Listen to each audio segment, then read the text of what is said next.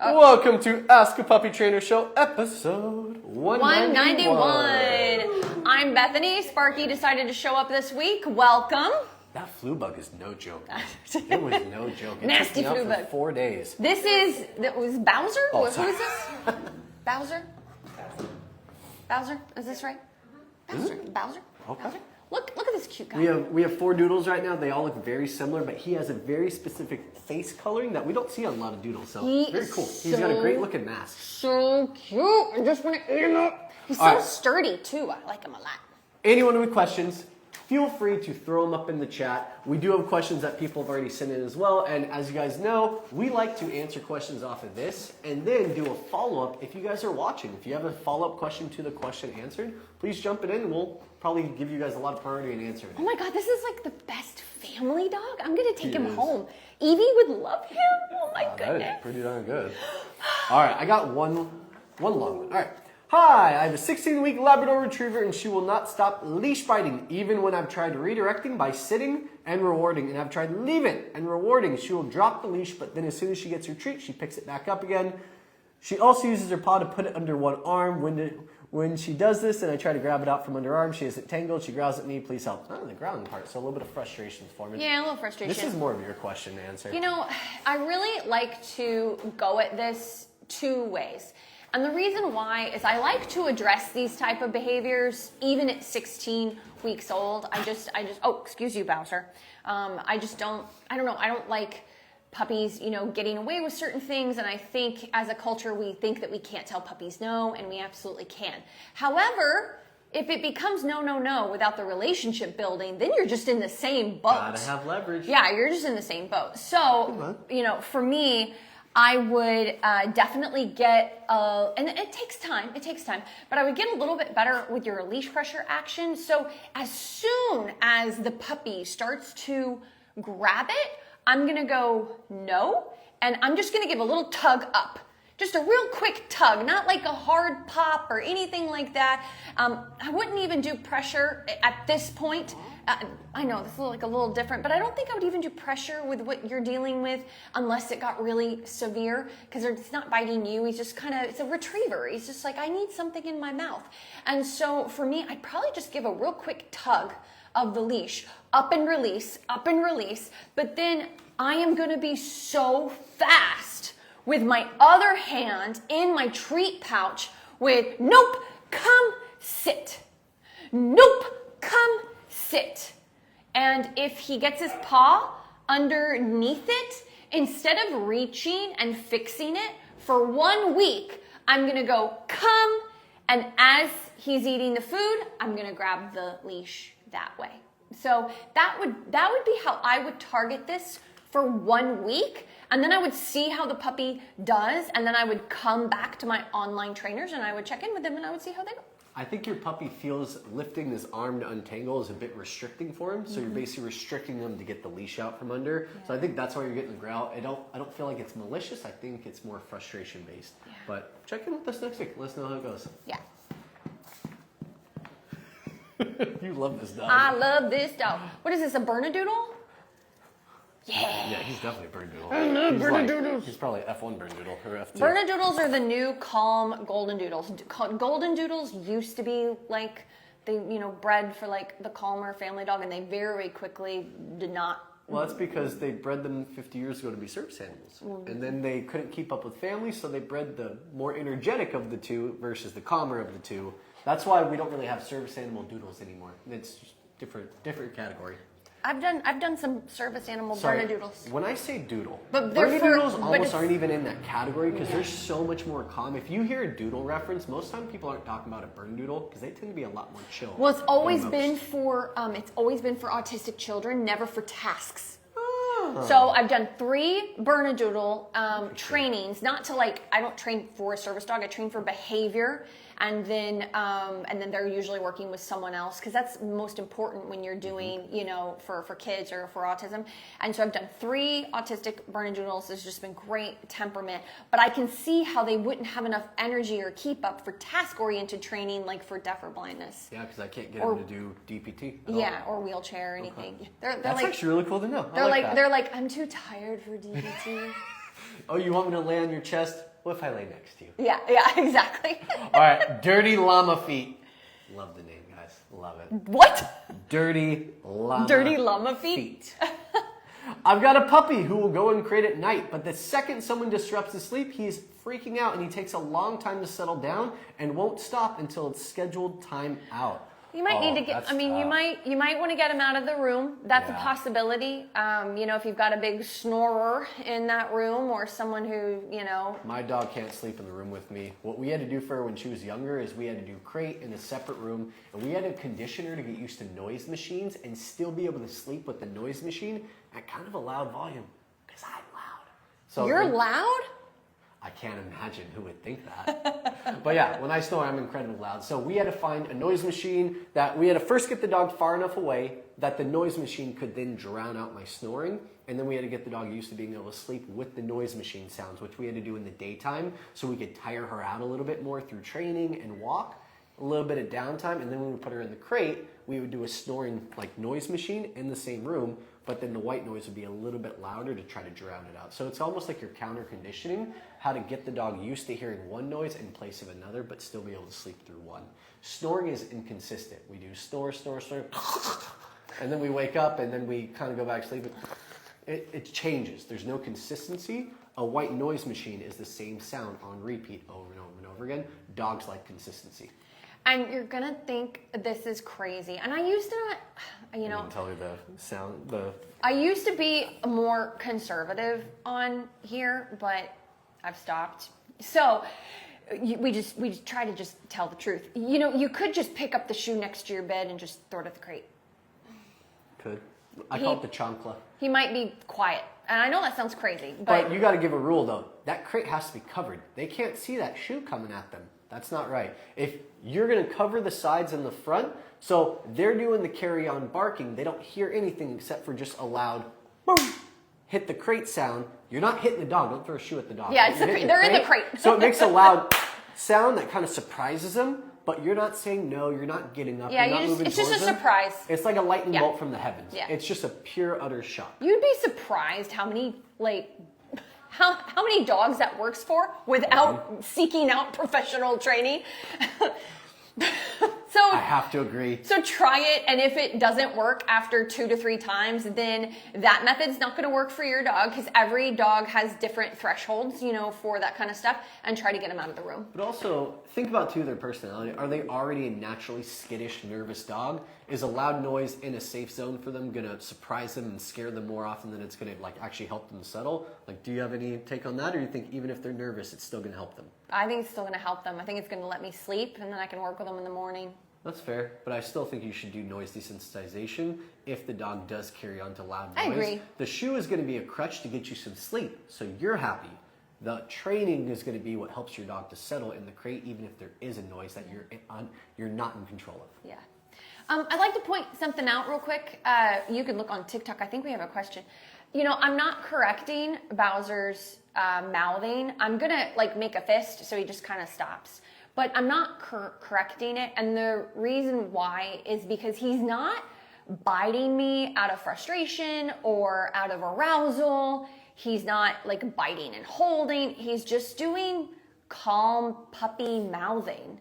It's really minor. It's about to lead to a little frustration, but it's so minor. He's just like gnawing on me like I'm a bone or a toy or something like that. So I just tend to like make a fist first, and that usually deters the dog.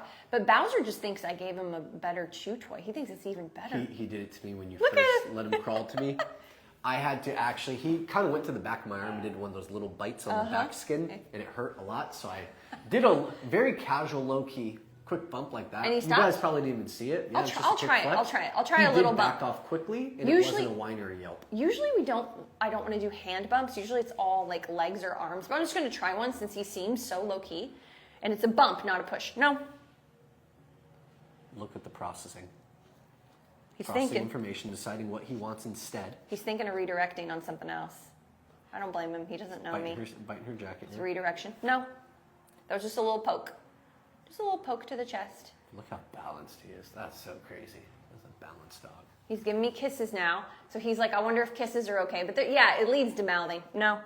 So this kind of tells me that like he's kind of had it, and he doesn't know me either. Like we don't have a relationship yet. What are you chewing on now? now? Himself now. But now biting it at himself.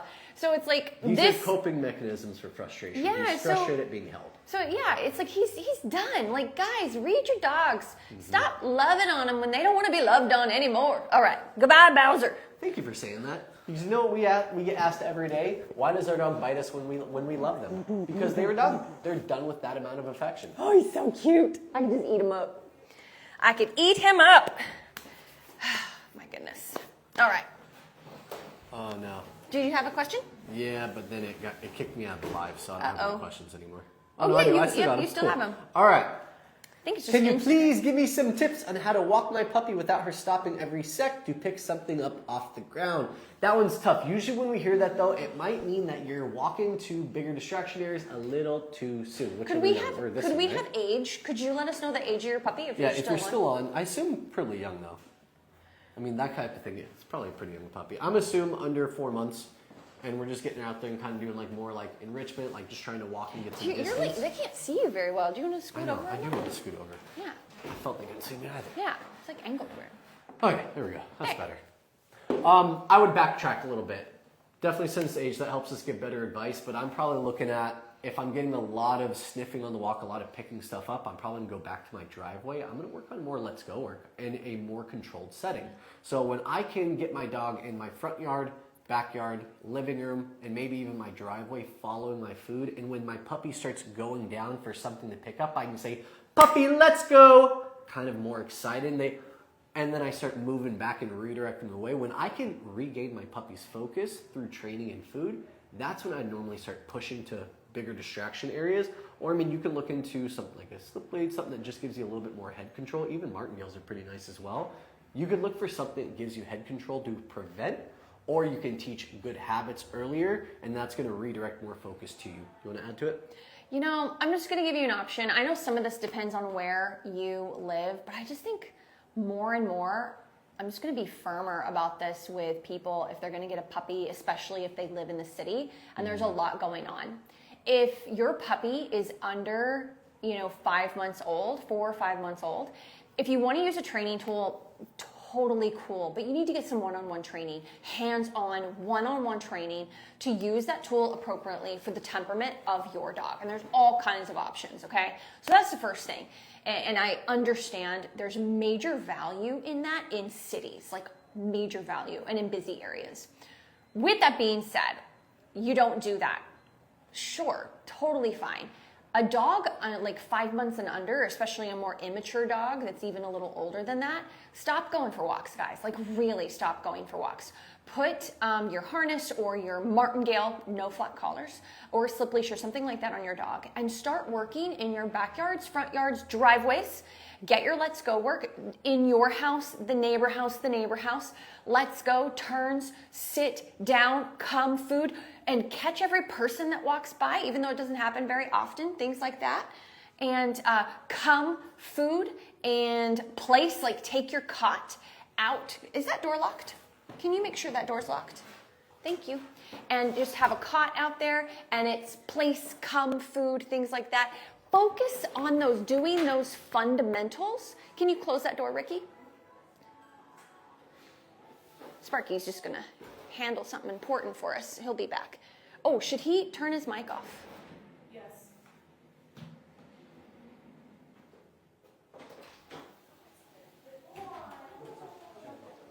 You turned it off? You turn it back on? Sorry guys, we had a weird outdoor situation happening. Speaking I'm back on. Speaking of cities, We're in a city, we have, some strange luckily- people come by once in a while. luckily we have Sparky. Okay. Anyway, really just focus on that engagement. And you see a person and they're like, oh, I want to go to the person. And instead of trying to make them heel or even do let's go work, it's like, come, play, sit, food. Focus on that. Your neighbors come out of their house, they get in their car, and the kids and all those noises that happen occasionally, the leaf blowing by, that's plenty to work on. And then go on your harness and go down to the park where you can do those wide flat collars if you've kind of got a bigger dog and you need more control, and put them on a longer lead and let them pull and do recall, and pull and sniff and do recall. And then when they get into a groove, do let's go work on a long lead, and then get them, shorter and shorter lead, like once they get into a groove. And let's stop trying to get our dogs to walk in the neighborhood and walk next to us perfectly. Drive to the park or walk to the park? Drive to the park, thank you. important. Unless your park is like right around the corner, But anyway, it's like really focus on those fundamentals, and let's wait for having our dogs, with us in the neighborhood, trying to be with us almost like a heel for several weeks. I mean, I'm thinking like 6 to 8 weeks of confidence building and leadership skills and engagement and being allowed to explore and sniff and come back and sniff and come back. Not get in trouble for it. Right, and look at the neighbor and then recall. And I know that it's a little different in the neighborhood. In a city, you got to work a little harder to do that. I do understand that, especially in apartments, especially in downtown LA, especially in New York. I know we got to make adjustments. I know we have people in other countries, in Hong Kong and things like that. If that is you, definitely let me know. I know there are adjustments we need to make, but for most of us, we can do that. So keep that in mind. All right, cool. I got one. What do you got? Chatters over here on the gram says, I have another one too. Katie, I'll come back to you. 9-week-old Sprocker, has started to go absolutely nuts with zoomies about 10 to 15 minutes after food and stops listening completely. Is there anything that you would advise to have him be calmer after food? Only 9 weeks old and already doing this. Well, I mean, is that a Springer Cocker mix? Yes, that's what it sounds like. Old Springer Cocker. I mean, my instinct would be, if this is happening later in the day, a lot of puppies do this, even if they get adequate amounts of exercise and mental work earlier in the day. A lot of puppies do this. For me, there's nothing wrong with zoomies. Just like there's nothing wrong with petting your dog and snuggling your dog. What is problematic about it is the relationship that it could be building between the two of you if you can't control it. So if I can't... Destructive versus non-destructive. Zooming on the floor versus surfing my couch and jumping off the back. Right, and then I can't say, hey, enough, come. Or hey, enough, go to place, go to crate, something, or just enough, and they stop, or no, and they stop. That's the problem, is that when you have a puppy and you're shaping who they're going to become, and you don't have any control over that. Now, if you're spending 2 to 3 15-minute sessions a day waiting at crate door, waiting at back door, you're doing body blocking already on a 9-week-old. Maybe you're not doing place yet, body blocking on place yet. That's understandable at 9 weeks old, but that's in your next 2 to 3 weeks, and you know that. You got a plan. Especially for a spaniel. Yeah, you've got a curriculum you're going to follow. You've got a trainer you're following, an online school like the Puppy Academy that that you're going in line with. Just a little hint there for y'all. And and you're doing hand feeding 2 out of 3 meals a day. And the one meal that they get, they kind of go a little crazy. That's, to me, if you're doing all the other things, it's really not that big of a deal to me. But if it's getting to a point where he's doing like drive-by nips and you're not able to be like, hey, enough, okay? Enough is enough. Then that is problematic because it becomes such a habit that you can't interrupt it, and the puppy expects to be able to do it. And then on the night you say, no, not tonight, it causes stress. Or it causes frustration and temper tantrum right. because they're used to doing it. Right, which is stressful. Yes. It's stressful for the human. And so I would do that on leash for the puppy. I mean, a 9-week-old puppy should already be waiting for food bowl, or you're practicing it. You're dividing it up into like 3, and you're like food bowl up. Puppy goes to the food bowl, you raise it up. Puppy backs off a little bit. Maybe you got to block or use leash or something or stand up. You go back down. Puppy goes for it. Lift it up. Rinse and repeat 500 times till the puppy. Are you giving no's for those? No. I might say no the first time, but then I stop. You're just a broken record if you're not changing something. Yeah, it's like the puppy needs to figure it out. Sometimes I can get a little impatient and I'll give a little tug of the leash. I won't lie. But if, because it can almost create a bad pattern if they're just like not getting it. If it's like a lab and they're just... Well, it's because they're driven. They're going to keep going until they figure it out. Because they're like biologically food driven, like they'll kill themselves, they'll eat so much food. So there are some exceptions, but usually they can figure it out themselves. There's so much value in that. And then I'll be like, okay, break. I'll do that 3 times. And then I got to give them the food. They don't even believe me. And then I will just hold the leash and then take them outside right away. They try to do zoomies. I'm just like, no, pressure up, sit, piece of food, walk back inside, and just work them for a couple minutes, redirect them to something else, and then put them in crate for 15 minutes, just to circumvent all the crazy. And then once a week, they can go nuts. So just mixing it up. This is the whole thing about dogs, guys. Don't make any one thing represent something different. I got a Roddy I'm working with. Man, this guy, dog, human, aggressive, life aggressive Roddy. This guy has come so far. Didn't even do a board and train, just did one-on-ones. I can't even still handle like the dog. The guy has done it all. The next phase is trying to do like some actual social stuff. This guy has done amazing. I find out that there is a park he goes to at a certain time of day where nobody exists, that they play ball. And he goes, he's like, I want to go to the next stage. I want to, get to where, I can expand him to other people being able to handle him.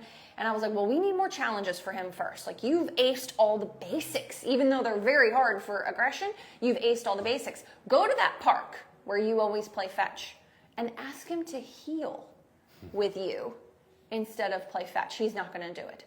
He's absolutely not going to do it. No, he's too driven. Yeah, so play fetch first, then do heel for a week.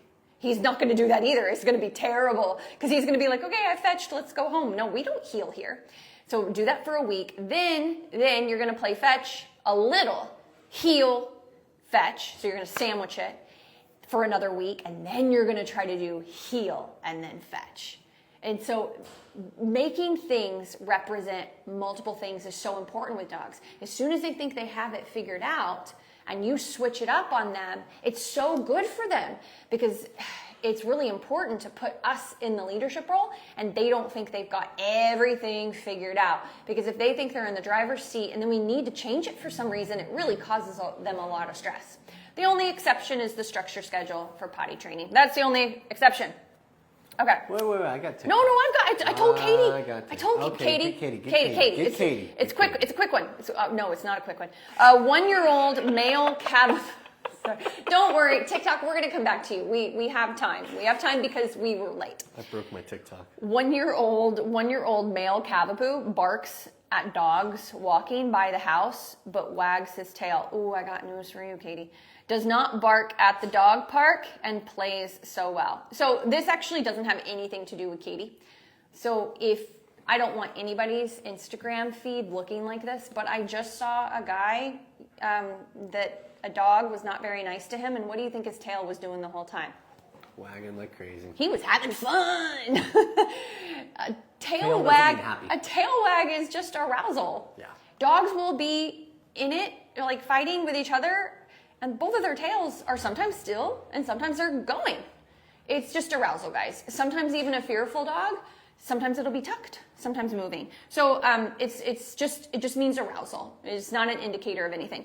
I think your Cavapoo is friendly with dogs, but I think when he's in his own home, it's like the mailman. Territorialism. The mailman comes. He's like woof woof woof, and he's like, oh, he's feeling good about this one.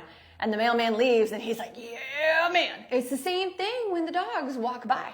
And boy, he feels good. Every time he barks and then the dog keeps walking, he thinks he did that, Katie. He thinks he did that. So he's feeling good. Oh, man. So, yeah, this is a hard one. In the house. I thought it was a walk, and I was going to be all over this one. In the house. The hardest part about the house is that if he has enough freedom to keep getting to that window, you're still going to have the issue. Yeah. I would work on recall away from that area, so at least you can interrupt barking, but I think you're going to need a pet corrector to interrupt the barking itself. I think you're going to need a long leash, and you're going to have to practice this as a routine, and you're going to need a pet corrector, which is a loud as an interrupter. So what it would be looking like is when he goes to that window and starts barking, it's no, dog come, and then you walk back because he's going to take 2 steps towards you and then turn back to that window, and you start pulling him in like a fish on the line while walking backwards. So you're trying to increase distance from that window. And when there's finally a moment where he looks, he sees your food, or he's motivated enough to come back to you, give slack and let him finish the distance to get to you.